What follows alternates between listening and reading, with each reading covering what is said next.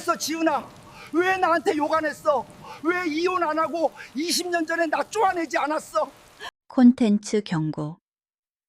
이 영상은 결혼 생활의 심리 후회, 그리고 노년의 가슴 아픈 선택에 대한 이야기를 담고 있습니다. 한국 사회를 배경으로 한 허구의 내용입니다. 우리는 거짓을 옹호하지 않지만 침묵에 대한 덕에 대해 이야기하고자 합니다. 감정적으로 예민한 상태라면 청취에 유의해 주십시오. 저와 아내는 45년 동안 한 지붕 아래서 살았습니다. 우리는 한 상에서 밥을 먹고 한 침대에서 잠을 잤습니다. 하지만 제가 아내를 진정으로 다시 만난 건 바로 어제, 아내가 제 이름조차 기억하지 못하게 된 때였습니다. 사람들은 72세의 늙은 제가 매일 오후 반신불수가 된 아내를 2인용 자전거에 태우고 한강 변을 힘겹게 달리는 모습을 보며 동화 같은 사랑이라 칭송합니다. 그들은 제가 이 서울에서 가장 모범적인 남편이라고 말합니다. 하지만 그들은 모릅니다.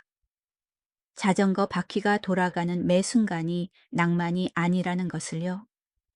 그것은 형벌입니다. 뇌졸중으로 쓰러지던 날 아내가 입고 있던 낡은 코트 주머니에서 저는 20년 전 붙이지 못한 편지 한 통을 발견했습니다. 그 편지는 사랑에 관한 것이 아니었습니다. 그것은 제가 평생 숨겼다고 생각했던 죄에 대한 용서가 적혀 있었습니다. 밤의 이야기에 오신 것을 환영합니다. 오늘 밤 바람 부는 한강변에서 저의 낡은 자전거와 뒤늦은 고백을 들어주십시오. 무덤까지 가져가는 비밀이 있는가 하면 당사자가 가장 예상치 못한 순간에 평범한 일상 속에서 되살아나 극심한 후회로 그들을 무너뜨리는 비밀도 있습니다. 흔히들 눈에 보이지 않으면 마음도 아프지 않다고 말합니다. 하지만 20년 만에 늙은 두 눈으로 그 진실을 마주했을 때 제 심장은 단순히 아픈 것을 넘어 수천 조각으로 부서지는 것 같았습니다. 오늘의 이야기는 낭만적인 영화가 아닙니다. 인생의 끝자락에 다다라서야 희생의 의미를 깨달은 한 남자의 참회록입니다. 11월 초의 서울은 차가운 공기로 가득 차 있었습니다. 한강에서 불어오는 바람은 습기를 머금고 무트로 몰아치며 옷깃을 파고들어 우리 같은 노인들의 시린 관절 마디마디에 스며들었습니다. 저는 박민호 올해로 72세가 되었습니다. 남들은 고희라 부르며 자손들 곁에서 편안한 노후를 즐겨야 할 나이라고들 합니다. 제 아내는 저보다 3살 어린 이지은입니다.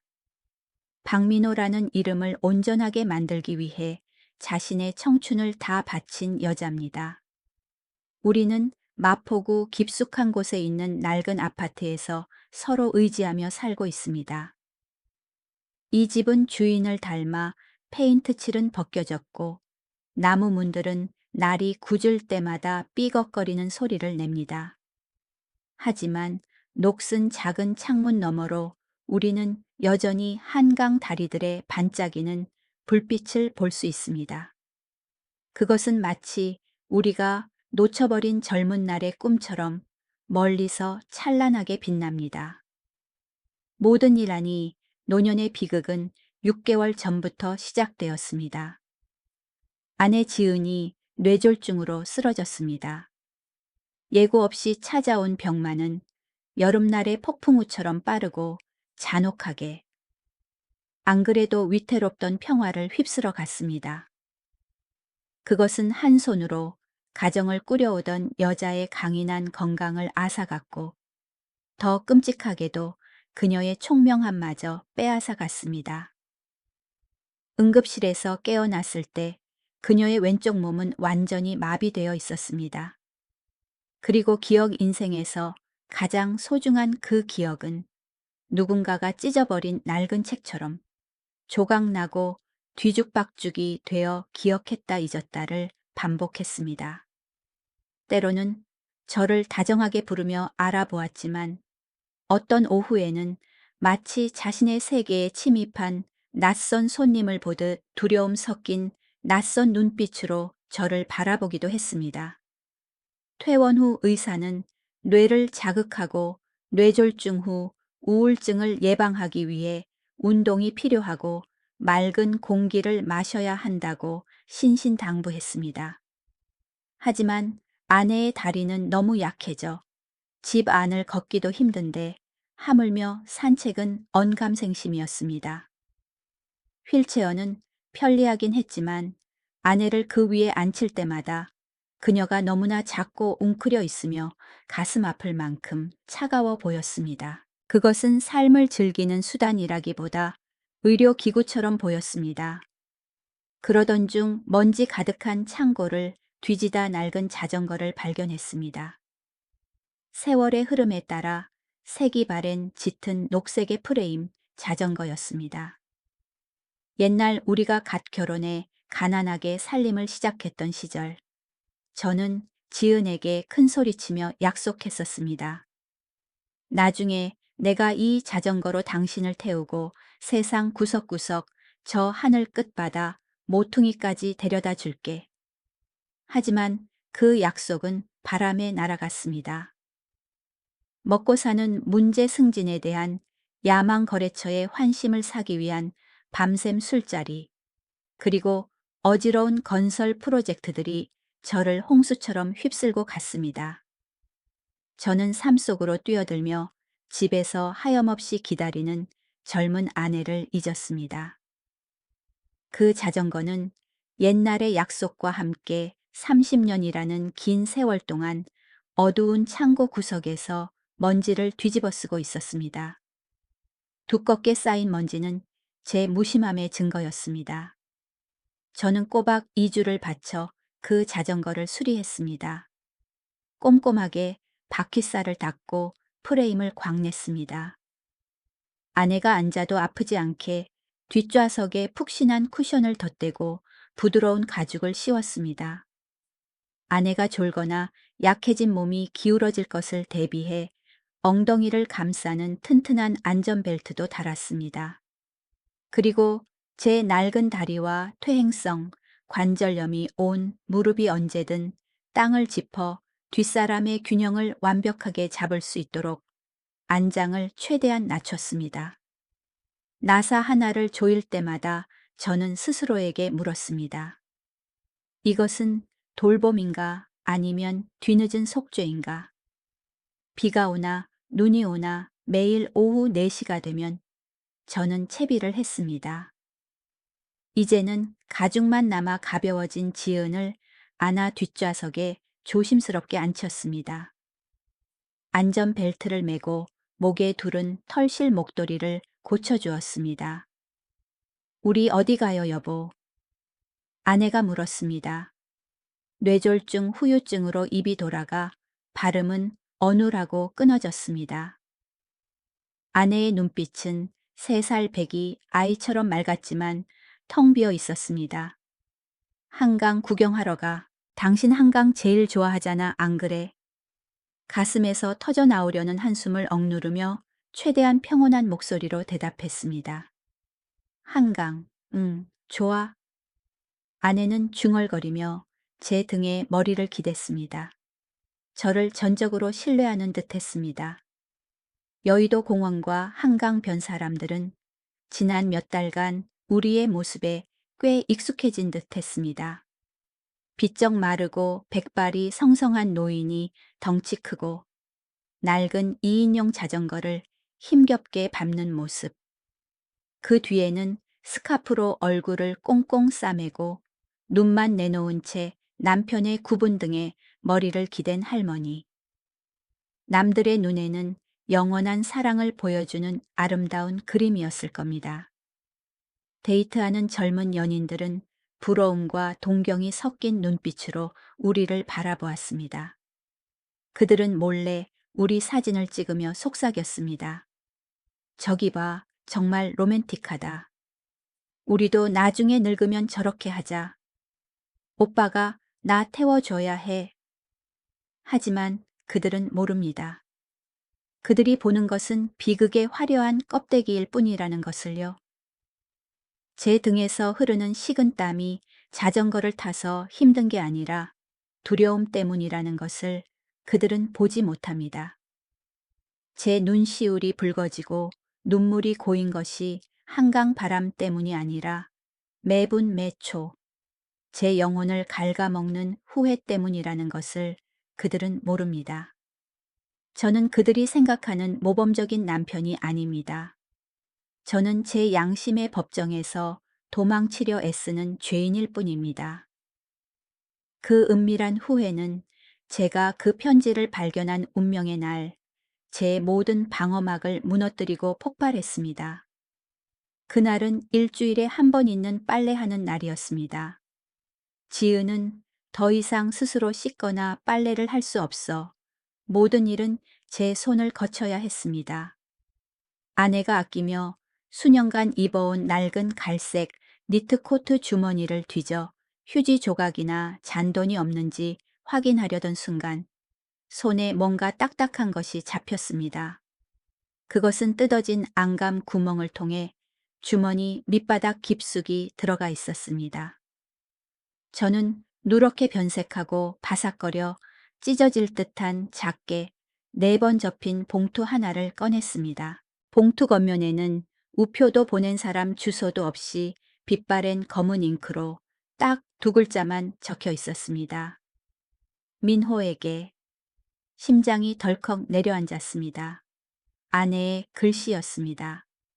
하지만 지금 뇌졸중으로 떨리고 비뚤어진 글씨가 아니었습니다. 20년 전 지은의 우아하고 반듯하며 다정함이 넘치는 글씨였습니다. 저는 떨리는 손으로 봉투를 열었습니다. 편지 오른쪽 상단에 적힌 날짜가 눈에 들어왔습니다. 2003년 2월 14일. 정확히 20년 전 밸런타인데이였습니다. 편지 내용은 짧았지만 글자 하나하나가 독을 바른 바늘처럼 늙고 약해진 제 심장을 찌르는 듯했습니다. 저는 읽어 내려갔고 주변 세상이 무너지는 것 같았습니다. 민호 씨, 오늘 남산 근처 드 초콜릿 카페에서 당신을 봤어요. 그녀도 봤고요. 그녀는 아주 젊고 긴 머리에 미소가 참 예쁘더군요. 하지만 저를 가장 아프게 한 건 그녀의 미모가 아니라 당신의 미소였어요. 당신도 웃고 있었죠. 환하고 행복한 미소. 일이 당신을 휩쓸어가 버린 지난 10년 동안 저에게는 한 번도 보여주지 않았던 그 미소 말이에요. 저는 한 달 내내 당신을 위해 짠 털목도리를 손에 쥐고 당신을 놀라게 해주려고 들어가려 했어요. 하지만 발걸음이 떨어지지 않았어요. 차가운 유리창 밖에서 당신이 그녀를 위해 조심스럽게 커피를 저어주고 당신 눈빛이 별처럼 빛나는 걸 지켜보며 서 있었어요. 저는 등을 돌렸어요. 안으로 들어갈 용기가 없었고 당신의 그 미소를 꺼뜨릴 만큼 잔인하지도 못했어요. 저는 침묵할 거예요.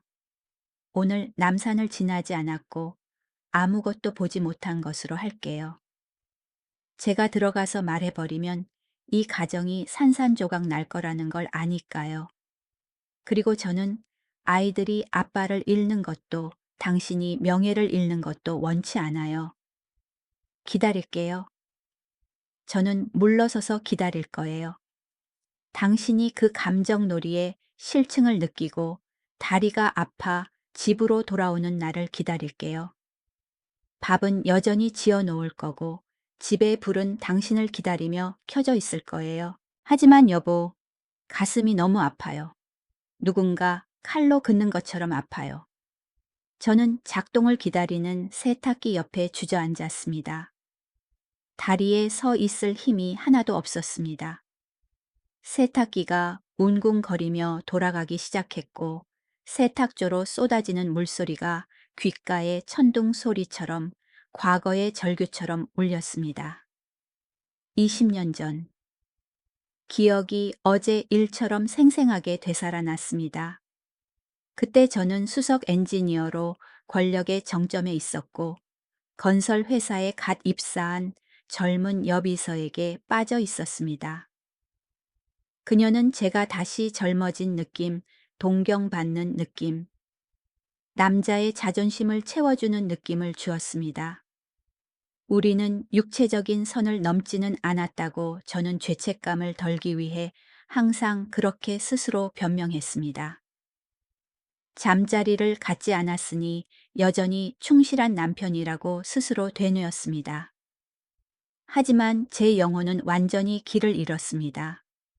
저는 육체보다 더 잔인한 정신적 외도를 저질렀습니다. 저는 그 여자와 이를 핑계로 낭만적인 오후 커피를 마시고 비싼 선물을 주고 마땅히 아내와 나누어야 할 속마음을 나누었습니다. 그동안 저는 지은을 식어버린 밥상 앞에 두고 남편을 기다리게 했고 긴 밤을 홀로 지새우게 했습니다. 저는 제가 똑똑해서 아주 잘 숨겼다고 생각했습니다. 지은은 부엌에만 틀어박혀 바깥 세상에 대해서는 아무것도 모르는 단순하고 촌스러운 가정주부라 결코 의심하지 않을 거라고 생각했습니다. 알고 보니 제 착각이었습니다. 아주 큰 착각이었습니다. 아내는 모든 것을 알고 있었습니다.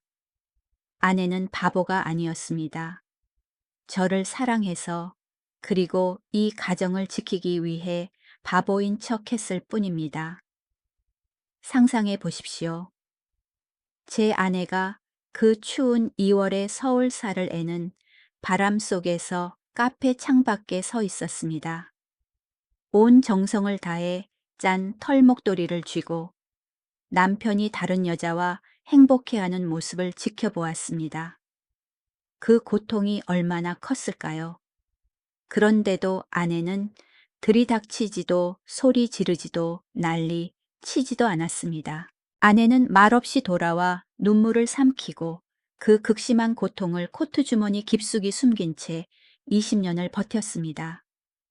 지난 20년 동안 아내는 제가 집에 올 때마다 여전히 다정한 미소로 맞아주었고 식사와 잠자리를 챙겨주었으며 단 한 번도 원망하거나 비꼬는 말을 하지 않았습니다. 그 희생, 그 인내, 과연 위대한 것일까요? 아니면 어리석은 것일까요?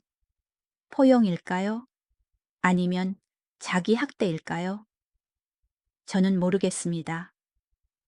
머리가 어질어질했습니다.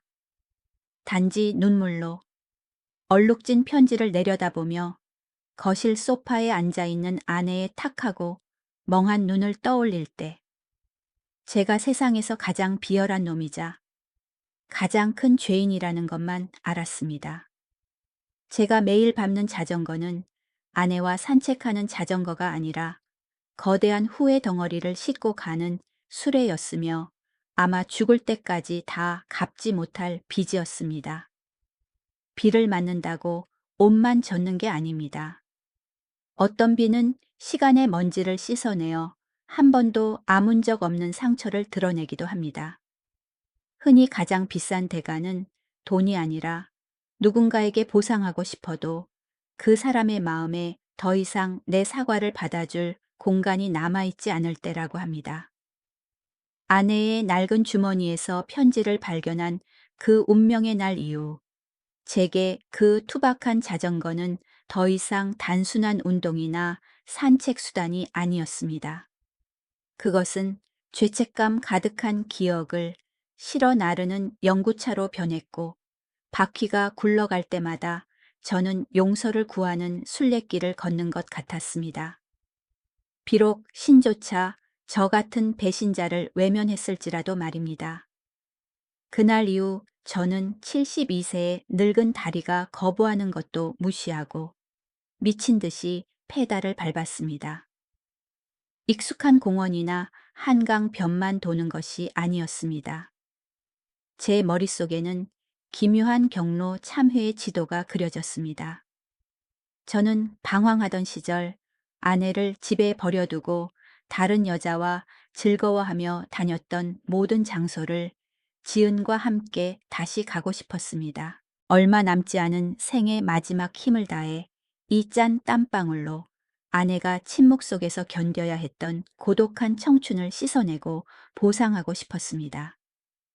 어느 볕 좋은 오후, 저는 힘겹게 남산으로 이어지는 언덕길을 올랐습니다. 길고 가파른 언덕은 늙은이의 한계를 시험하는 듯 했습니다. 숨소리가 가슴에서 쇳소리를 냈고 폐에는 누군가 뜨거운 숯을 부어 넣은 듯 화끈거렸습니다. 등은 땀으로 흠뻑 젖어 셔츠를 적시고 손잡이까지 뚝뚝 떨어졌습니다. 하지만 멈출 엄두가 나지 않았습니다. 지은아, 저기 봐. 저게 남산 타워야. 헐떡이는 숨을 몰아쉬며 자전거가 뒤로 밀리지 않게 버티며 말했습니다.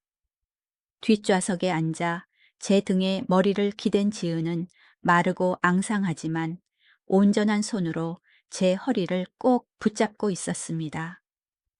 마치 제가 사라질까 두려운 것처럼요. 아내는 탁한 눈을 들어 푸른 하늘 높이 솟은 타워를 올려다 보았습니다. 남산. 예쁘다. 너무 높다. 아빠 손잡고 처음 놀러 나온 아이처럼 천진난만하게 중얼거렸습니다. 그러다 갑자기 제 심장을 옥죄는 질문을 던졌습니다. 민호 씨, 민호 씨, 사랑의 자물쇠에 샀어. 거기다 자물쇠 걸면 영원히 함께한대. 기억을 잃은 아내의 순수한 질문에 저는 언덕 중턱에서 얼어붙었습니다. 자전거가 비틀거리며 넘어질 뻔했습니다. 20년 전의 기억이 제 뺨을 후려쳤습니다. 옛날 우리가 연애하던 시절 저는 아내에게 여기 와서 우리 이름이 새겨진 자물쇠를 걸자고 약속했었습니다. 하지만 저는 아내와 그 약속을 지키지 못했습니다. 제가 이곳에 데려온 사람 작은 열쇠를 절벽 아래로 던지며 굳은 맹세를 나눈 사람은 그 젊은 비서였습니다. 지은은 저와 함께 이곳을 밟아본 적도 그녀의 이름이 적힌 자물쇠도 없었습니다. 있다. 내일 내가 살게.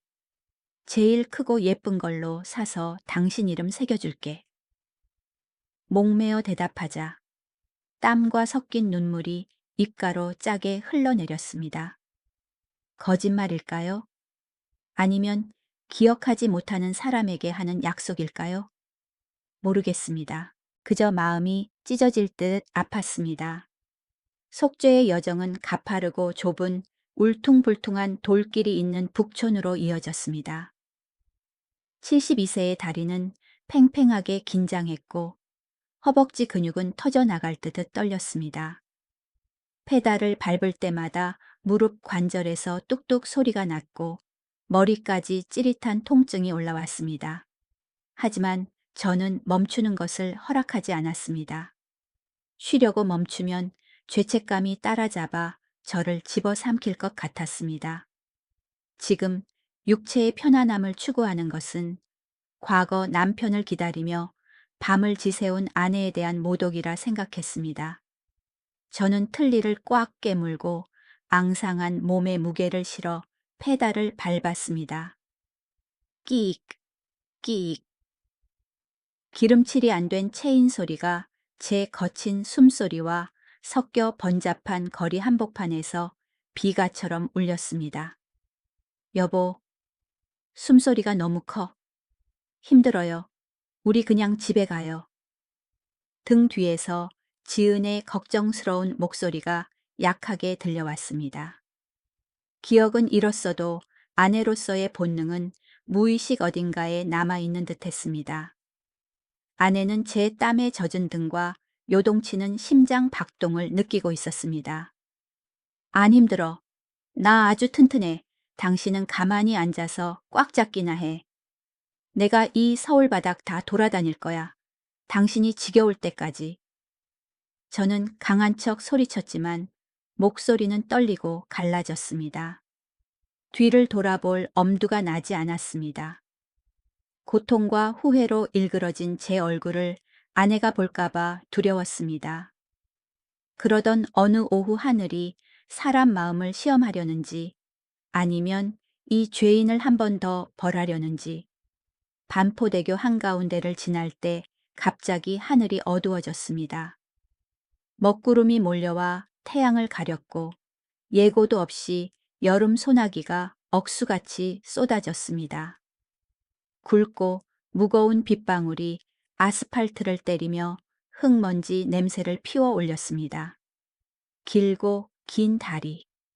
위 나무 한 그루 지붕 하나 없었습니다.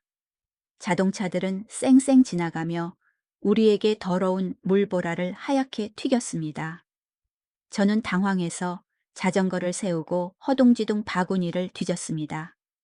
얇은 우비 하나가 전부였습니다. 저는 1초도 망설이지 않고 그 우비를 지은에게 덮어 씌웠습니다. 머리부터 발끝까지 빗방울 하나 들어가지 않도록 꼼꼼히 감쌌습니다. 그리고 저는 비바람 속에 몸을 내맡겼습니다. 저는 자전거에 올라타 저 멀리 다리 밑을 향해 죽을 힘을 다해 페달을 밟았습니다. 빗물이 가죽 채찍처럼 얼굴을 때렸습니다. 안경은 물에 젖어 앞이 흐릿해졌고 세상은 얼룩진 색깔로만 보였습니다. 강바람에 자전거가 휘청거려 아내가 넘어질까봐 팔에 잔뜩 힘을 주어 균형을 잡았습니다. 한기가 순식간에 스며들어 이가 딱딱 부딪혔습니다. 어둡고 축축한 반포대교 밑에 도착했을 때 저는 물에 빠진 생쥐꼴이었습니다. 머리카락과 옷에서 물이 줄줄 흘러 젖은 운동화를 적셨습니다. 추위와 탈진으로 몸이 사시나무 떨듯 떨렸습니다. 저는 가장 먼저 우비를 들쳐 지은을 확인했습니다. 다행히 아내는 젖지 않았고 헝클어진 머리카락에 아주 작은 물방울 몇 개만 묻어 있었습니다. 여보, 춥지 않아. 어디 젖은 데 없어. 추위에 입이 얼어 덜덜 떨며 물었고 떨리는 손으로 아내의 손을 비벼 남은 온기라도 전하려 했습니다. 지은은 안장에 앉아 물에 젖은 제 얼굴을 빤히 쳐다보았습니다. 다리 밑에 어슴푸레한 빛 속에서 밖에는 빗소리가 굉음처럼 울리며 우리를 세상과 격리시켰습니다. 갑자기 아내의 눈빛이 기묘하게 빛났습니다. 평소의 멍한 눈빛이 아니라 과거로부터 온 깊은 슬픔을 담은 눈빛이었습니다. 아내는 천천히 앙상한 손을 들어 제 뺨에 닿았고 차가운 빗물을 닦아주었습니다. 그 행동이 너무나 다정해서 저는 멍하니 있었습니다. 민호 씨 바보. 아내가 속삭였습니다. 뇌졸중 환자의 어눌함은 온데간데 없이 놀랍도록 또렷한 목소리였습니다. 왜 당신은 항상 남 걱정만 해? 20년 전에도 그랬잖아. 그 여자 추울까봐 당신 코트 벗어줬지. 나는 길 모퉁이에 서서 떨고 있었는데 당신은 나 못 봤어. 바람처럼 가벼운 그 말은 제 머리 위에서 터지는 천둥 소리보다 더 끔찍했습니다. 저는 넋이 나갔고 온몸이 마비되어 추위도 잊은 채 극도의 공포를 느꼈습니다. 피가 얼어붙는 것 같았습니다. 아내는 기억하고 있었습니다. 치매의 혼란스러운 망상 속에서 가장 고통스러운 기억, 가장 잊고 싶은 장면이 가장 선명하게 되살아난 것입니다. 아내는 현재와 과거를 혼동하고 있었습니다. 오늘 제가 우비를 양보한 행동이 역설적으로 그날의 고통스러운 기억을 촉발한 것입니다. 아내가 보는 앞에서 젊은 내연녀가 춥다며 내 양복 상의를 벗어 덮어주던 그날 말입니다. 오늘의 제 배려가 얄궂게도 아내 마음속 지옥의 문을 여는 열쇠가 되었습니다. 지은아, 무슨 소리야? 기억난 거야, 여보. 나 좀 용서해줘. 저는 더듬거리며 아내의 어깨를 꽉 잡고 공포에 질려 눈을 들여다보았습니다. 하지만 그 잔인하도록 또렷한 순간은 몇 초 만에 끝났습니다. 아내 눈 속의 기억의 빛은 왔을 때만큼이나 빠르게 꺼졌습니다. 눈동자는 다시 평소에 탁하고 멍하며 텅 빈 상태로 돌아갔습니다. 아내는 고개를 갸웃하며 저를 보더니 울먹였습니다. 영감 뭐라고 했어? 민호 씨 나 배고파. 우리 집에 가서 밥 먹자. 나 김치찌개 먹고 싶어. 급격한 변화에 저는 완전히 무너져 내렸습니다. 아내의 어깨에서 손을 떼고 차가운 콘크리트 바닥에 무릎을 꿇었습니다. 저는 아내의 야윈 다리를 끌어안고 허벅지에 얼굴을 묻은 채 울었습니다. 버림받은 아이처럼 엉엉 소리내어 울었고 늙은 가슴에서 터져 나오는 울음은 빗소리와 강물이 부딪히는 소리에 섞여 들어갔습니다. 아내는 20년 동안 침묵으로 저를 용서했습니다. 그리고 지금은 망각으로 저를 벌하고 있습니다. 하지만 기억과 망각 맑은 정신과 혼돈이 뒤섞인 그 상태야말로 제게 내려진 가장 잔혹한 종신형이었습니다. 날이 갈수록 아내가 많은 것을 잊어갈 때마다 저는 제 죄를 더 선명하게 기억했습니다. 아내는 고통을 잊고 그 고통을 고스란히 제게 남겨 갉아먹게 했습니다. 그날 오후 반포대교 밑에서 한 늙은 남자는 깨달았습니다. 남은 생을 다 바쳐도 결코 다 갚을 수 없는 빚이 있다는 것을요. 시간은 잔인한 조각갑니다. 단단한 바위를 깎아낼 뿐만 아니라 인간의 마지막 남은 생명력마저 다듬어 버립니다.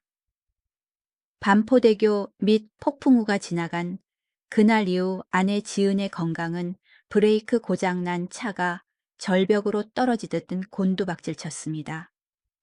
가벼운 발작이 더 자주 일어났고 의사는 뇌혈관이 거미줄처럼 약해져 언제 재발해 아내를 영영 데려갈지 모른다고 경고했습니다. 제 속죄의 동반자였던 낡은 자전거는 집 구석에 가만히 있는 날이 많아졌습니다. 남산이나 한강으로 가는 장거리 여행은 사치스러운 꿈이 되었습니다.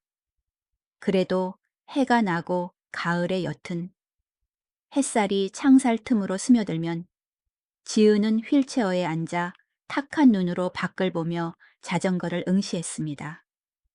총기는 사라졌지만 그 눈빛에는 혼란스러운 정신 속에 남은 자유에 대한 애처로운 갈망이 담겨 있었습니다. 자전거, 놀러가, 영감. 아내는 마른 낙엽이 바스락거리는 소리처럼 힘없이 중얼거렸습니다. 떨리는 손이 자전거를 가리켰습니다. 거절할 수 없었습니다.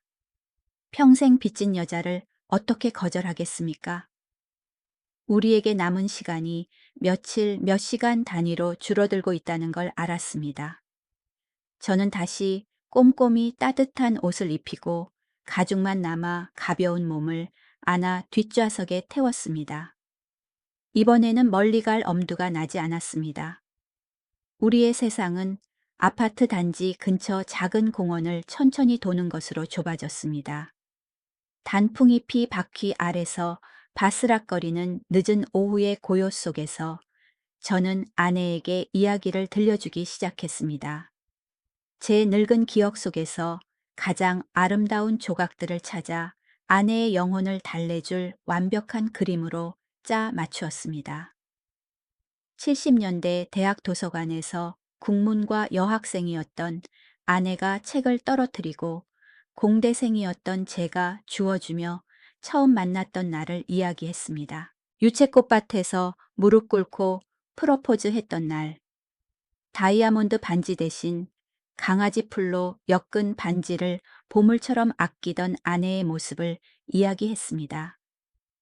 전쟁 후 어려웠던 시절 비가 새는 단칸 방에서 라면 한 개를 불려 나눠 먹으면서도 웃음이 끊이지 않았던 날들을 이야기했습니다. 모든 것을 생생하게 이야기했습니다. 하지만 저는 비겁했습니다. 어두운 부분은 고의로 잘라냈습니다. 사업이 잘 되던 시절, 제가 집을 비우던 밤들, 그리고 특히 그 비서 이야기는 절대 꺼내지 않았습니다. 두려웠습니다. 이름 하나라도 꺼냈다간 아내의 마지막 날들을 위해 제가 쌓아 올린 가짜 평화의 세계를 제 손으로 깨뜨릴까봐 무서웠습니다. 하지만 인생은 소설가도 생각지 못한 잔인한 각본으로 사람을 놀리곤 합니다. 운명은 항상 가장 방심한 순간에 만남을 주선합니다.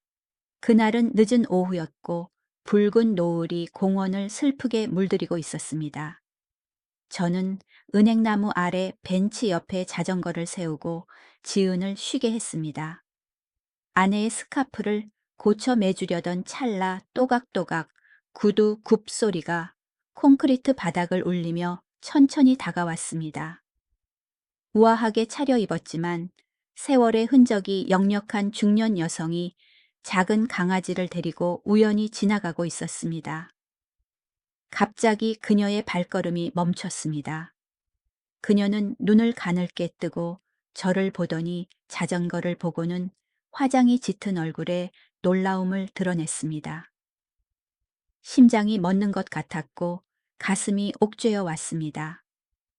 20년이 지났고 검던 머리카락은 흰 머리를 가리려 밤색으로 염색했지만 저는 단번에 그녀를 알아봤습니다.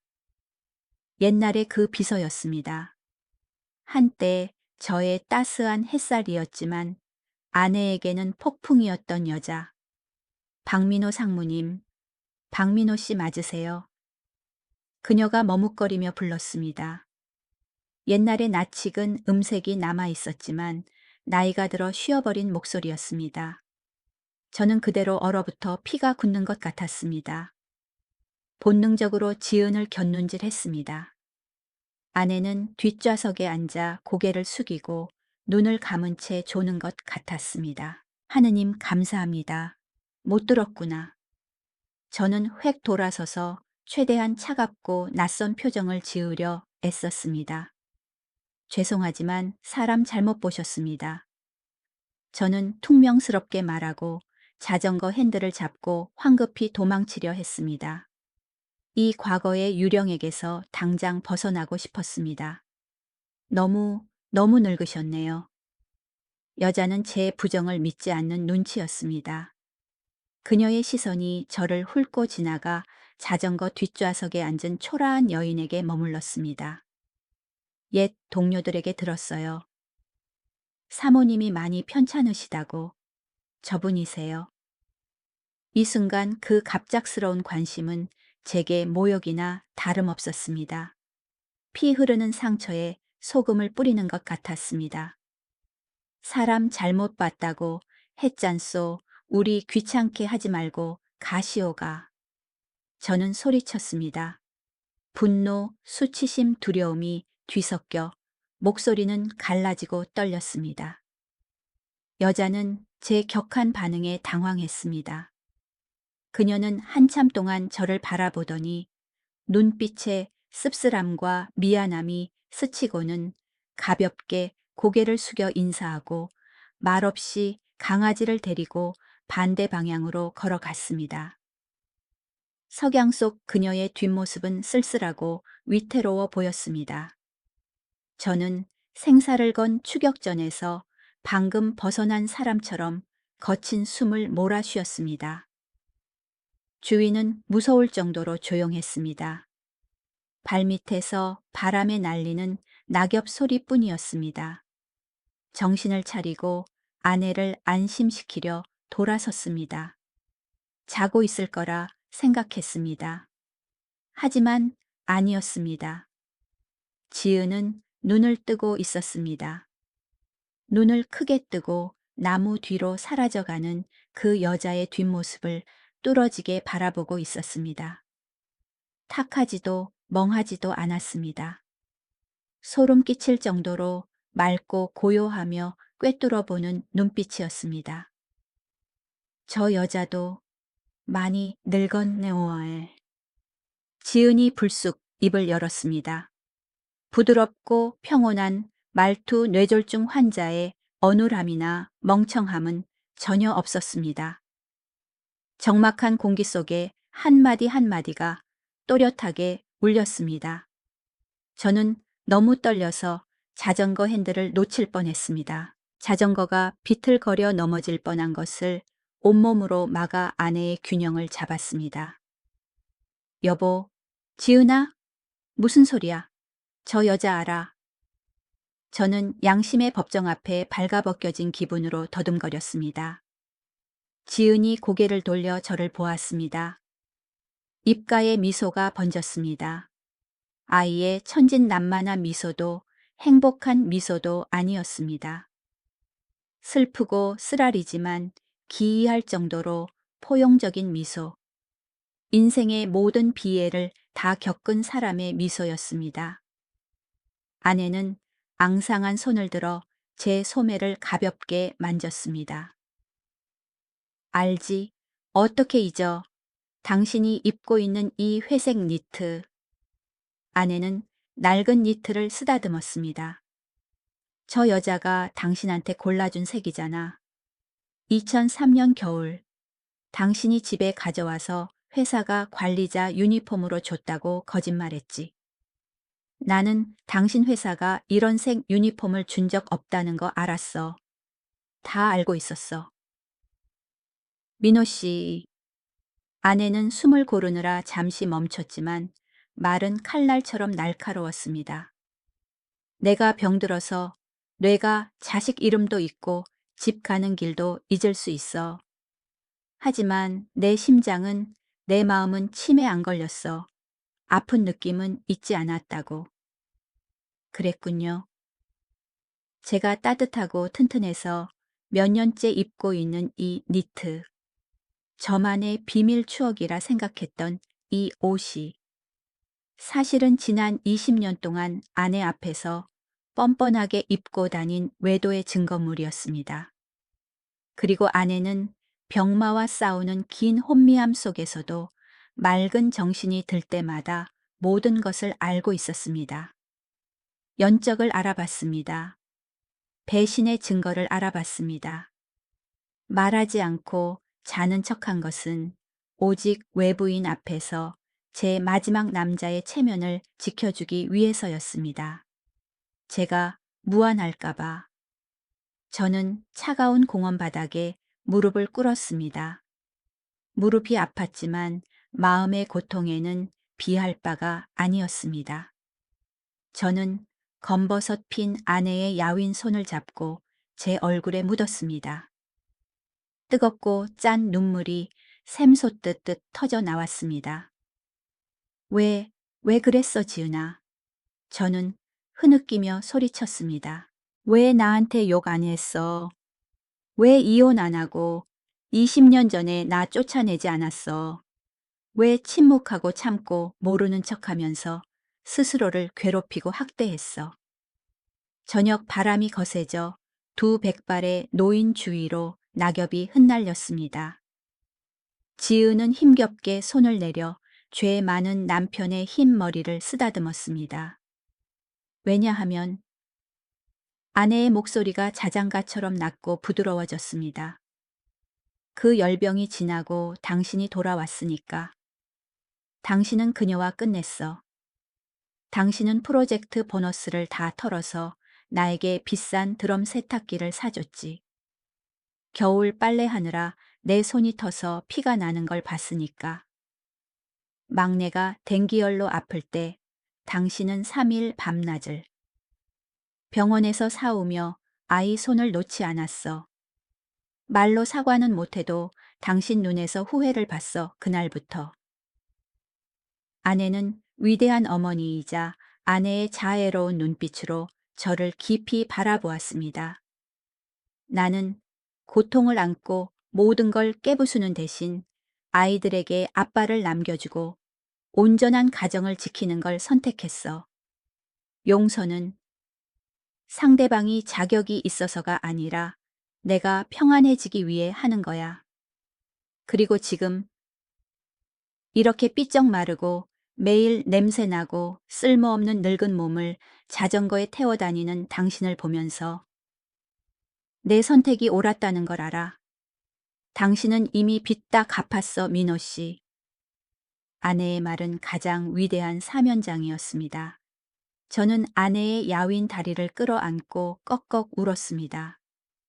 꺼져가는 황혼 속에서 낡은 자전거 옆에 두 노인은 비통하면서도 성스러운 그림을 만들었습니다. 저는 용서받았지만 아내의 숭고함은 뒤늦은 교훈을 제 뼈에 새겼습니다. 어떤 여자들은 바보가 아니라 남자의 양심에 자신의 위대한 포용력을 걸고 도박을 한다는 것을요. 다행히도 생의 마지막 순간에 저는 아내가 그 도박에서 지게 만들지 않았습니다.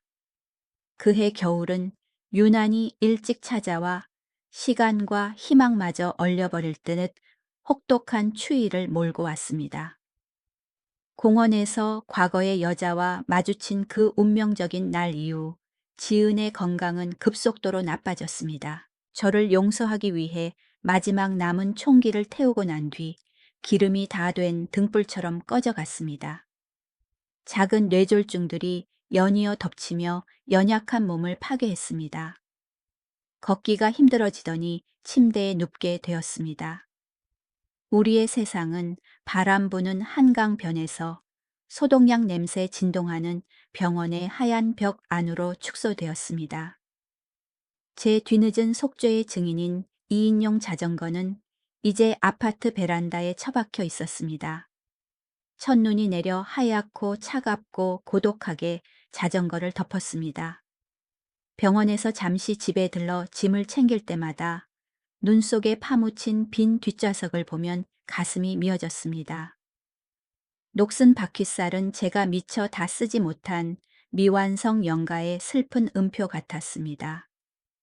그것은 더 이상 이동 수단이 아니라 제가 남편의 의무를 다했던 짧은 날들을 기리는 기념비가 되었습니다. 12월의 마지막 날들 지은은 깊은 혼수 상태에 빠져 있는 시간이 많았습니다. 의사는 뇌가 현실 세계와의 연결을 끊고 더 멀고 영원한 여행을 준비하고 있다고 했습니다. 저는 24시간 병상을 지키며 한 발자국도 떼지 않았습니다. 물 한 모금 마시러 돌아서거나 잠깐 조는 사이에 아내가 떠나버릴까 두려웠습니다. 심박 모니터의 규칙적이고 건조한 삑, 삑 소리만 흐르는 정막 속에서 저는 주사바늘 자국투성인 아내의 야윈 손을 꼭 잡았습니다. 옛날 밥을 짓고 목도리를 짜주던 그 손은 이제 차갑고 움직임이 없었습니다. 저는 독백을 시작했습니다. 아내와 가기로 계획했지만 가지 못한 곳들 미래에 대한 이야기를 했습니다. 죽음의 기운을 쫓으려 밝은 미래를 그려보려 애썼습니다. 지은아 힘내서 몸보신하자. 이 겨울 지나고 따뜻한 봄 오면 여의도 벚꽃 보러 가야지. 올해 꽃이 아주 예쁘게 핀대. 내가 자전거 아주 천천히 밟을게. 지금보다 더 천천히. 딸이 사준 빨간 목도리 꼭 챙겨. 빨간색이 사진 잘 받아.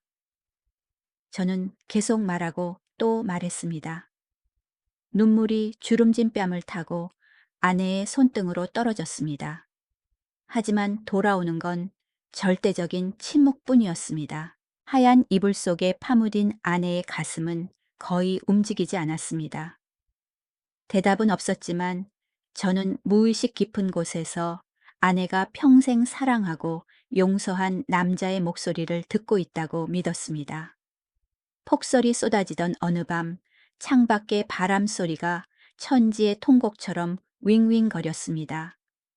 새벽 3시경 지쳐서 침대 모서리에 머리를 박고 있을 때 잡고 있던 손에서 미세한 움직임이 느껴졌습니다. 쏘스라치게 놀라 고개를 들었습니다. 지은이 눈을 뜨고 있었습니다. 탁하지도 멍하지도 않았습니다.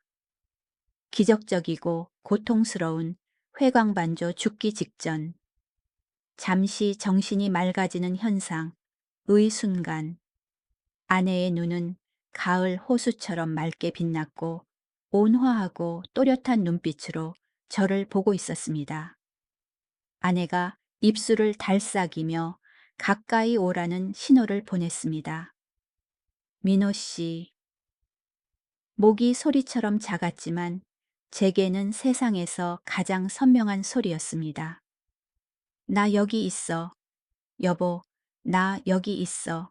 당신의 민호 여기 있어. 저는 당황하며 귀를 아내 입에 바짝 대고 숨을 죽였습니다. 아내는 깊은 숨을 들이마시며 마지막 남은 생명력을 모아 유언을 남기려 했습니다. 아내의 손이 제 손가락을 약하게 쥐었습니다. 자전거 이제 타지 마. 다리 아파 늙어서. 아내는 헐떡이며 끊어질 듯한 숨을 몰아쉬었습니다. 남은 인생은 그냥 걸어. 천천히 걷고 내 목까지 걸어줘. 나 당신 안 미워해. 당신 용서했어.